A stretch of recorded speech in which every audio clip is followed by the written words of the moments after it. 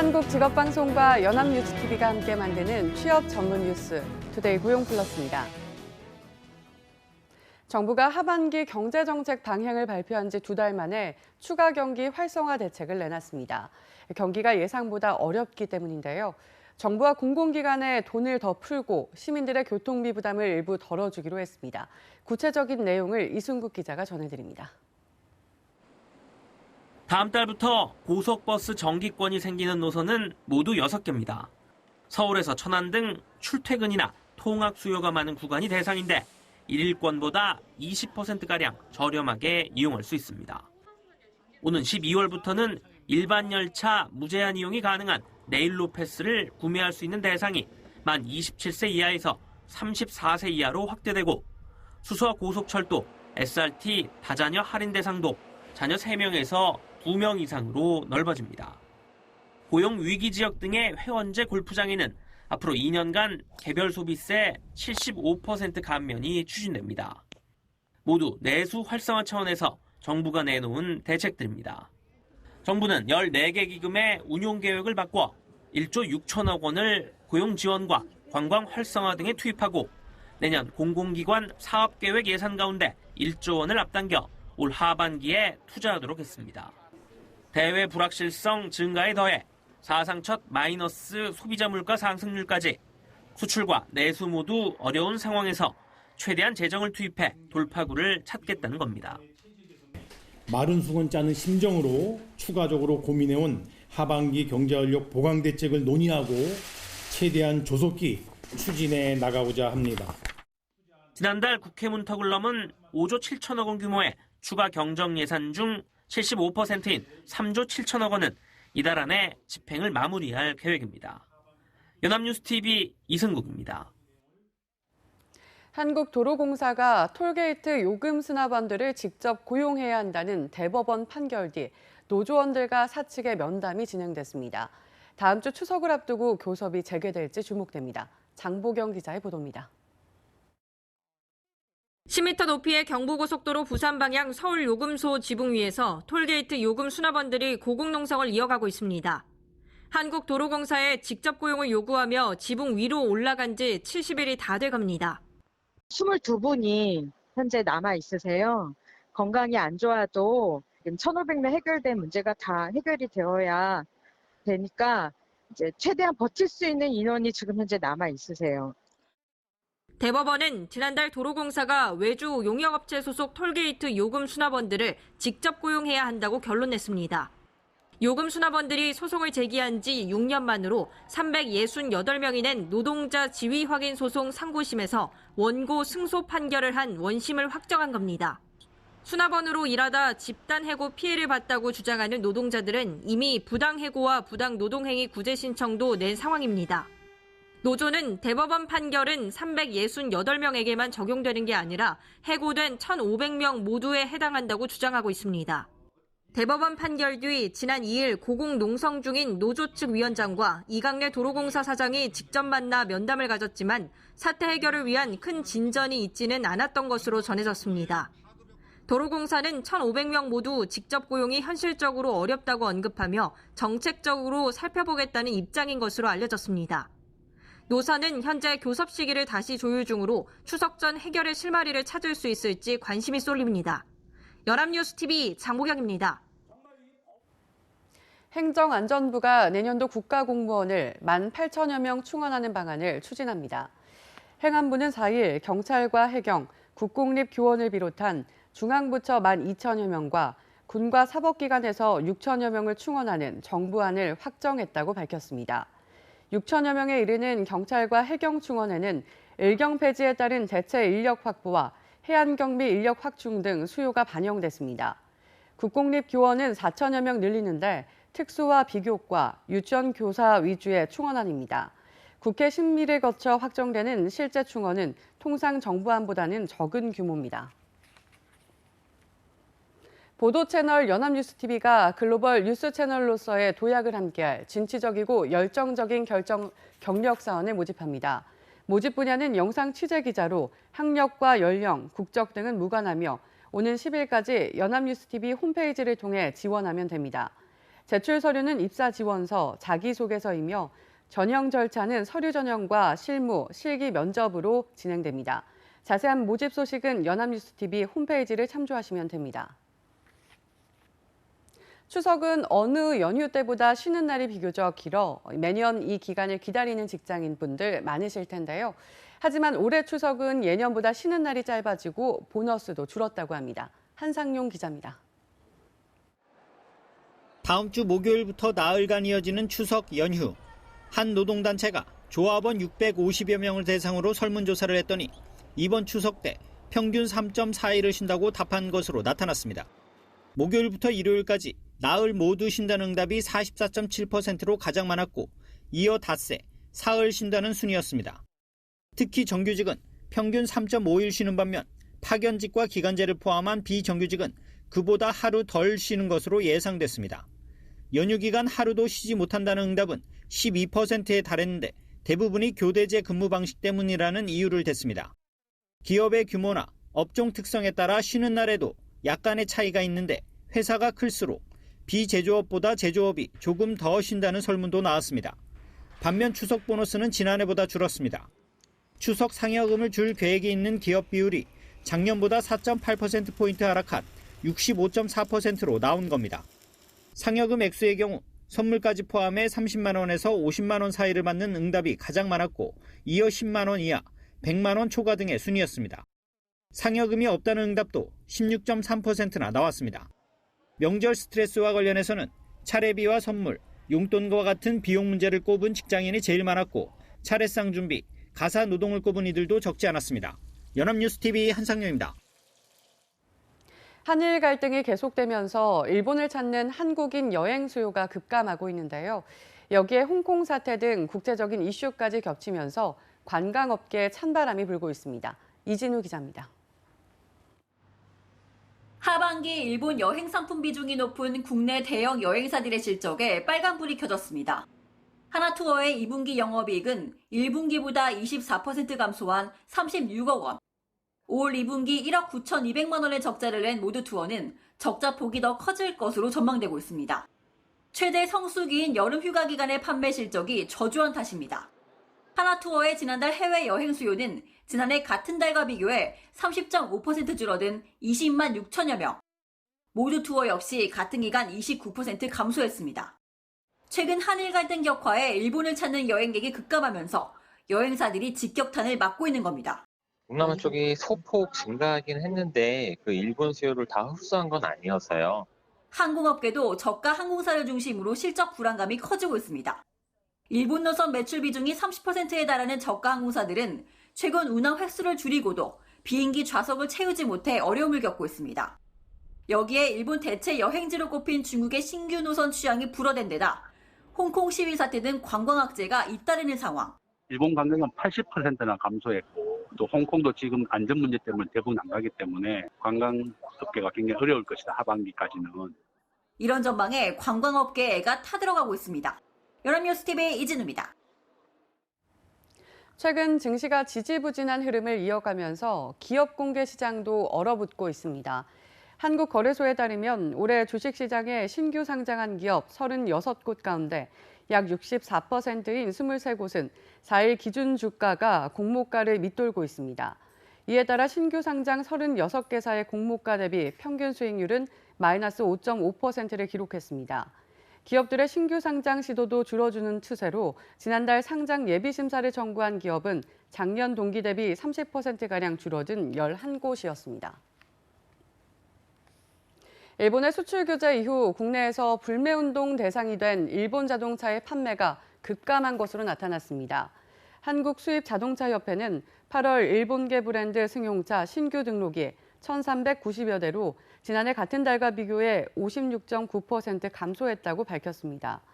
일본 불매운동이 시작된 7월에는 1년 전보다 17.2% 줄었는데 8월엔 감소폭이 더 커진 겁니다.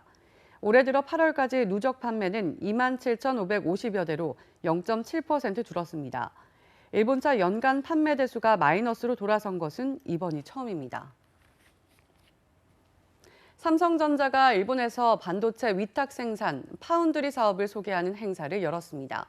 일본의 수출 규제를 정면으로 돌파하겠다는 의지를 나타낸 건데 국내에서는 국산 불화수소 투입도 시작됐습니다. 김지수 기자입니다.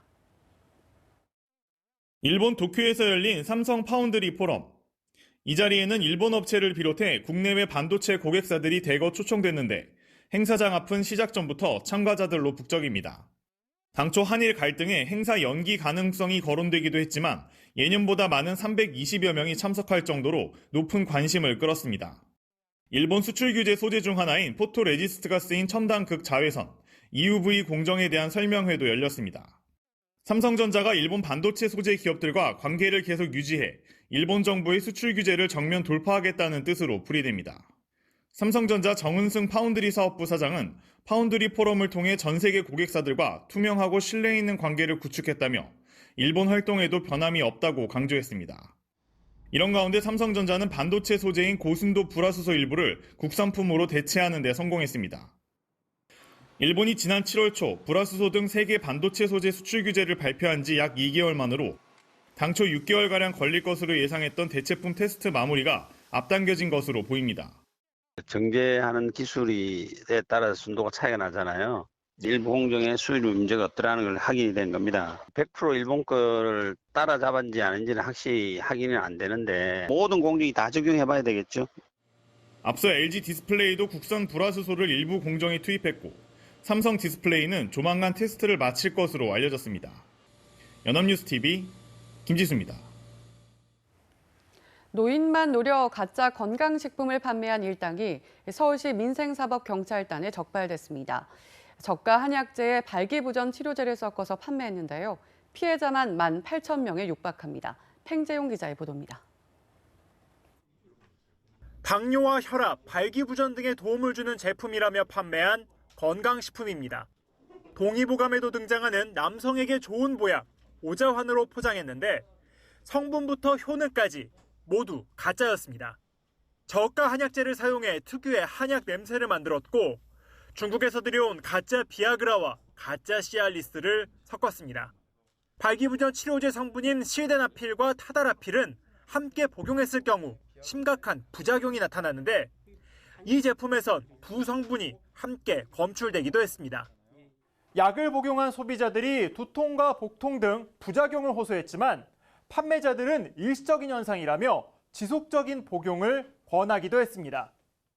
업자들은 단속을 피하기 위해 60에서 80대 노인들을 상대로 전화 판매만을 진행했습니다. 어떻게 내 전화가 알았는지 모르지만 전화가 왔어요. 건강식품을 먹게 되면 좋아진다고 그렇게 하고 그럴듯한 이런 포장에다가 이렇게 해보니까 좋은가 보다 이렇게 했었죠. 가짜 건강식품을 구매한 피해자는 지난 2012년부터 18,000여 명, 피해 금액은 92억 원에 이릅니다. 제품 중에는 가짜 비아그라나 남성 발기부전 치료가 들어가 있으니까 거기에 대한 효과가 나타나니까 이 사람들이 이제 오인을 하고 계속 구매를 했습니다.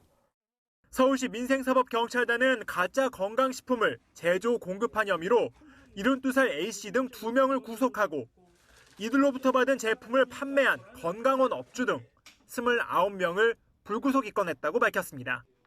연합뉴스TV 팽재용입니다. 우리 시간으로 6일 저녁 독일 베를린에선 유럽 최대 전자전시회 IFA 2019 행사가 열립니다.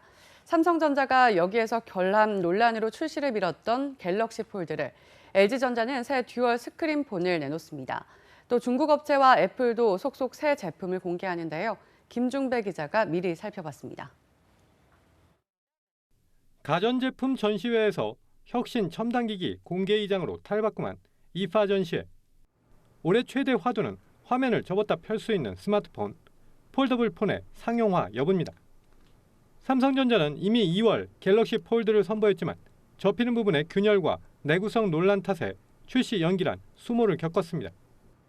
이번엔 접히는 부위에 이음새를 보강하고 틈도 최소화했는데 문제 해소를 자신하면서 유리관 속에 넣어 눈으로만 볼 수 있게 했던 2월과 달리 체험 기회도 제공할 예정입니다.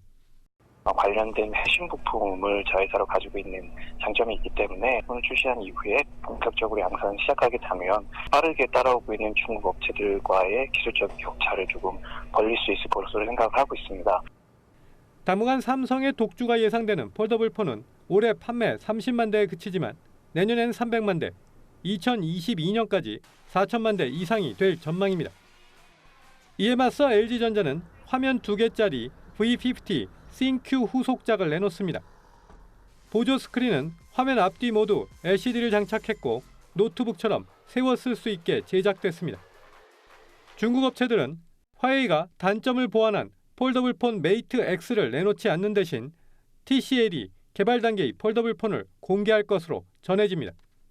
폴더블 폰은 아니지만 애플은 이번에도 독자 행사를 열어 현지 시간 10일 아이폰 11을 발표합니다.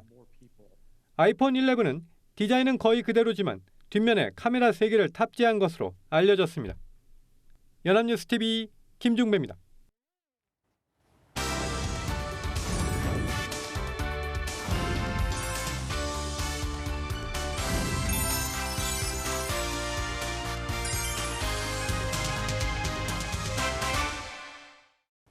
사회적으로 핫한 이슈를 키워드로 알아보는 핫키워드 시간입니다. 안초홍 아나운서 안녕하세요. 안녕하세요. 핫키워드 시간입니다. 구간이 명관이라는 얘기가 있죠. 그런데 이 말이 직장에서도 해당되나 봅니다. 어떤 내용인지 핫키워드에서 살펴봅니다. 네, 가장 흔하지만 자주 쓰이는 속담이 직장에서도 해당된다. 네, 어떤 뜻인가요? 네, 얼마 전 취업 포털 링크루트가 직장인 1,206명을 대상으로 설문조사를 한 결과 직장인의 91%는 퇴사 고민이 항상 있다고 털어놨는데요. 그만큼 지금 회사에 대한 불만이 높은 직장인들이 많았다는 뜻이죠. 이 방송을 보시는 시청자 중에서도 퇴사나 이직을 하고 싶다는 생각하시는 분들 많으실 텐데요. 하지만 만약 여건상 이직 또 퇴직이 어렵다면 어쩌면 지금 직장이 여러분의 최고의 직장일 수도 있다는 생각을 가지고 계셔도 좋을 것 같습니다. 네, 상당히 많은 직장인이 퇴사를 고민하고 있는데 지금의 직장이 최고의 직장일 수 있다니 실제로 맞는 이야기인가요? 네, 실제로 많은 경우가 그런 것으로 보입니다. 얼마 전 이와 관련한 한 가지 흥미로운 조사 결과가 나왔기 때문인데요.